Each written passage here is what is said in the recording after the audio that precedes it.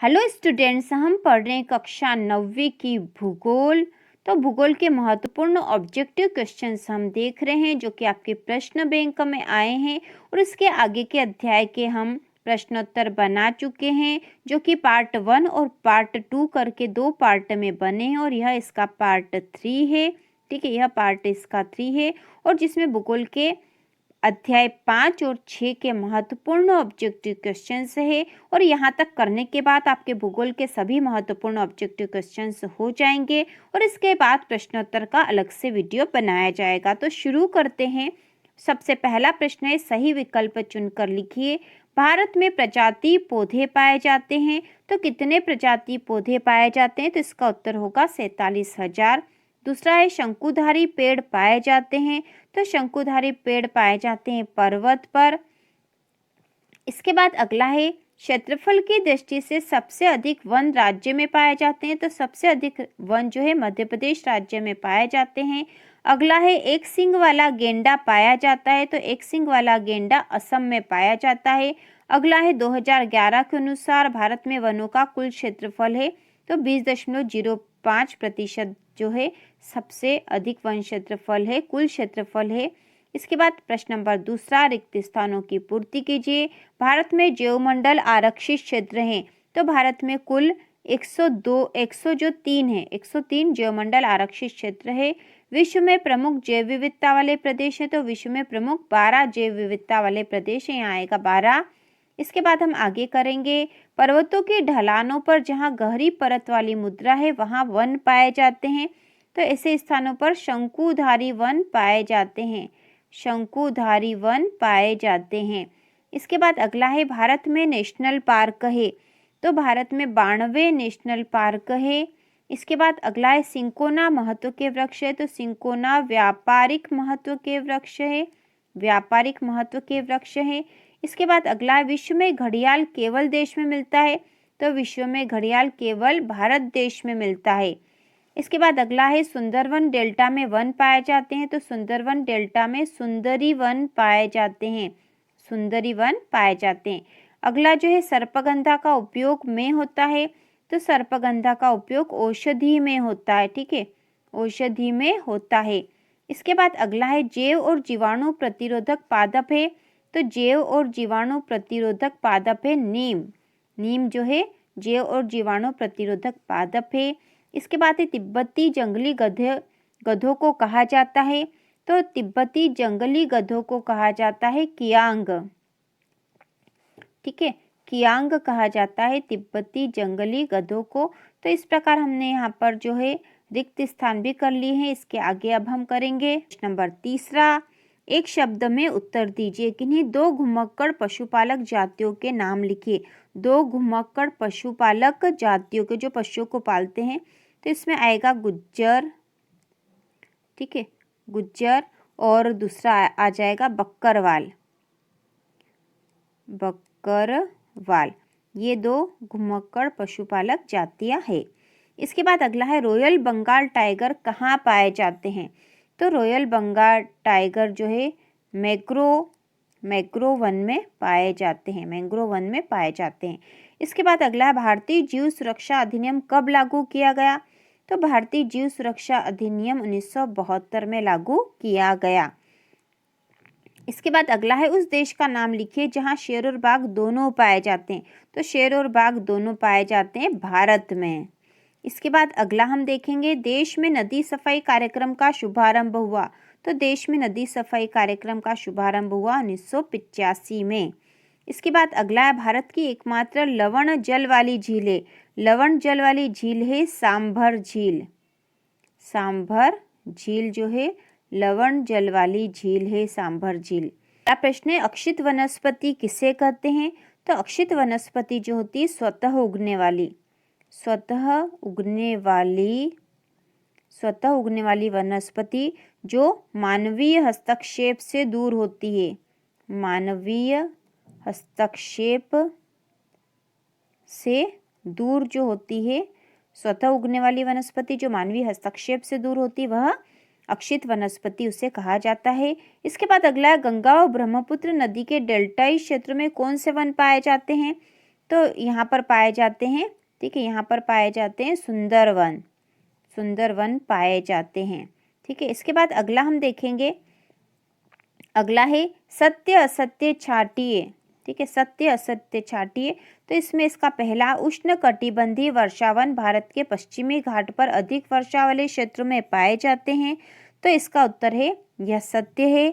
इसके बाद है उष्णकटिबंधीय पर्णपाती वनों को मानसूनी वन भी कहते हैं, तो यह भी सत्य है। इसके बाद अगला है मैंग्रोव वन तटवर्ती क्षेत्रों में जहाँ ज्वार भाटा आता है पाए जाते हैं, तो यह भी सत्य है।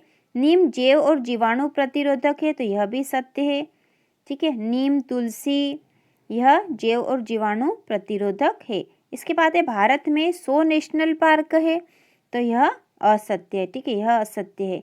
इसके बाद अगला है भारत नील भेड़ की एक प्रजाति है, तो यह सत्य है। इसके बाद अगला है संजय गांधी नेशनल पार्क मध्य प्रदेश में स्थित है, तो यह असत्य है। इसके बाद अगला है देश में कुल 18 जीवमंडल आरक्षित क्षेत्र हैं, तो यह सत्य है। इसके बाद जो अगला है विश्व के जीवमंडल निचय में पन्ना जीवमंडल निचय सम्मिलित है, तो यह भी सत्य है। और भारत में उष्णकटिबंधीय पर्णपाती वन का प्रतिशत सर्वाधिक है, तो यह भी सत्य है।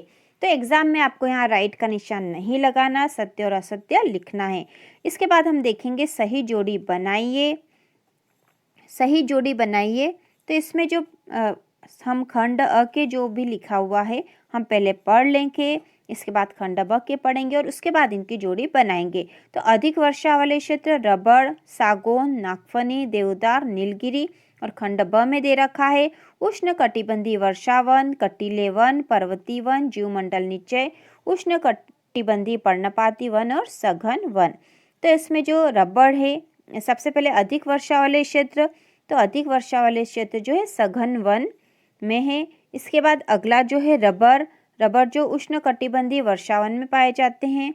इसके बाद है सागौन, तो सागौन उष्णकटिबंधीय पर्णपाती वन। इसके बाद अगला जो है नागफनी, तो नागफनी कटीले वन। अगला है देवदार, देवदार जो है पर्वतीय वन। और नीलगिरी जीवमंडल निचय। तो इस प्रकार जोड़ी बना देंगे हम।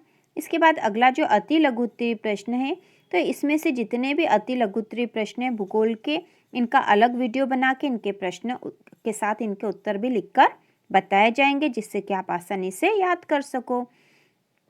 अब हम करेंगे अध्याय 6 के महत्वपूर्ण ऑब्जेक्टिव क्वेश्चन। अध्याय 6 का नाम है जनसंख्या और पहला प्रश्न हम करेंगे सही विकल्प चुनकर लिखिए। तो इसमें पहला है संसाधनों का सर्वाधिक उपयोग किया जाता है। तो संसाधनों का सर्वाधिक उपयोग मानव के द्वारा किया जाता है, ठीक है, यहाँ आएगा मानव के द्वारा। अगला है कोयला है। कोयला क्या है? प्राकृतिक संसाधन है। कोयला प्राकृतिक संसाधन है। इसके बाद अगला है प्राकृतिक घटना है। प्राकृतिक घटना है, तो यहाँ उत्तर आ जाएगा सुनामी। सुनामी जो है प्राकृतिक घटना है। अगला है जनगणना के लिए आवश्यक है। तो जनगणना के लिए क्या आवश्यक है? तो इसमें आएगा 1 व 2 दोनों, मतलब निश्चित अंतराल और आधिकारिक गणना, यह दोनों होना चाहिए। तो इसका उत्तर आएगा 1 और 2 दोनों। इसके बाद अगला है सामाजिक एवं आर्थिक आंकड़ों का वृहद स्रोत। सामाजिक एवं आर्थिक आंकड़ों का वृहद स्रोत है जनगणना सांख्यिकी। जनगणना सांख्यिकी, ठीक है। इसके बाद हम करेंगे रिक्त स्थानों की पूर्ति कीजिए। इसमें पहला जनसंख्या प्रक्रिया है। तो जनसंख्या परिवर्तनशील प्रक्रिया है। परिवर्तनशील प्रक्रिया है। अगला है जनसंख्या परिवर्तन के आपसी संयोजन का परिणाम है। तो किसके आपसी संयोजन का परिणाम है? तो यहाँ आएगा जन्म मृत्यु, जन्म मृत्यु प्रवास। जन्म मृत्यु प्रवास के आपसी संयोजन का परिणाम है। अगला है सर्वाधिक जनसंख्या घनत्व राज्य में है।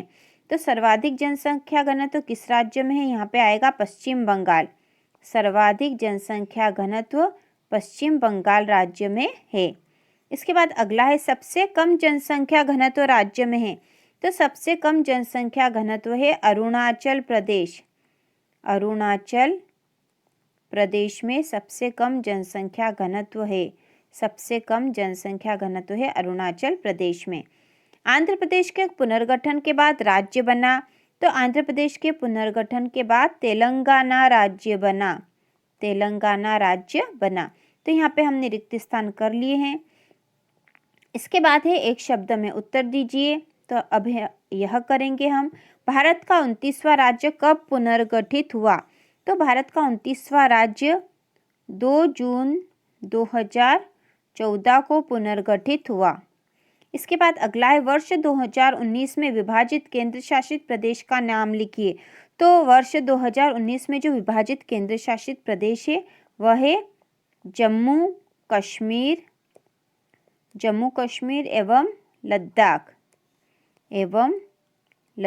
जम्मू कश्मीर एवं लद्दाख जो है यह 2019 में विभाजित केंद्र शासित प्रदेश का नाम है। इसके बाद अगला है किस राज्य में 1001 व्यक्ति प्रति वर्ग किलोमीटर निवासरत है 2011 के अनुसार? तो यहाँ आ जाएगा पश्चिम बंगाल। ठीक है, पश्चिम बंगाल में 1001 व्यक्ति प्रति वर्ग किलोमीटर में निवासरत है। इसके बाद अगला है जनसंख्या कौन सी प्रक्रिया है? तो जनसंख्या कौन सी प्रक्रिया है? जनसंख्या परिवर्तनशील प्रक्रिया है, परिवर्तनशील प्रक्रिया है। अगला है वर्ष 2011 के अनुसार लक्षद्वीप की कुल जनसंख्या है। तो लक्षद्वीप की कुल जनसंख्या 64,429। ठीक है, इसके बाद हम करेंगे सत्य असत्य। तो इसमें जो पहला है मानव पृथ्वी के संसाधनों का उत्पादन व उपभोग करता है, तो यह सत्य है। अगला है बाढ़ सुनामी अप्राकृतिक घटना है, तो यह असत्य क्योंकि यह प्राकृतिक घटनाएं हैं। अगला है वर्ष 2011 की जनगणना के अनुसार देश में सर्वाधिक जनसंख्या वाला राज्य उत्तर प्रदेश है, तो यह भी सत्य है। इसके बाद अगला है देश की कुल जनसंख्या का 5.5% भाग राजस्थान राज्य में निवास करता है, तो यह भी सत्य है। और आखिरी वाला जो है क्षेत्रफल की दृष्टि से भारत का सबसे बड़ा राज्य उत्तर प्रदेश है, तो यह असत्य है क्योंकि सबसे बड़ा राज्य क्षेत्रफल की दृष्टि से राजस्थान है। इसके बाद हम करेंगे सही जोड़ी बनाइए। तो सबसे पहले हम पढ़ लेंगे 250 से अधिक, 251 से 500, 501 से 750, 751 से 1000 और 1000 से अधिक। और खंड ब में दे रखा पश्चिम बंगाल, उत्तर प्रदेश, तमिलनाडु, हिमाचल प्रदेश और नागालैंड। तो अब इसकी जोड़ी बना देते हैं हम। तो 250 से अधिक जो है वह हिमाचल प्रदेश, 251 से 500 इसमें आएगा नागालैंड, 501 से 750 तो यहाँ पे है तमिलनाडु, 751 से 1000 उत्तर प्रदेश और 1000 से अधिक पश्चिम बंगाल। तो यहाँ पे जनसंख्या घनत्व के बारे में बात की गई है। अब हम आगे देखते हैं। इसमें जो अति लघु उत्तरीय प्रश्न है उसका वीडियो अलग से बनाया जाएगा। अति लघु उत्तरीय में से भी जो वेरी इंपॉर्टेंट क्वेश्चन है उसका वीडियो बनाया जाएगा। तो इसी प्रकार के और वीडियो देखने के लिए कक्षा 9वीं और 10वीं की वार्षिक परीक्षा की संपूर्ण तैयारी के लिए चैनल को सब्सक्राइब कीजिए।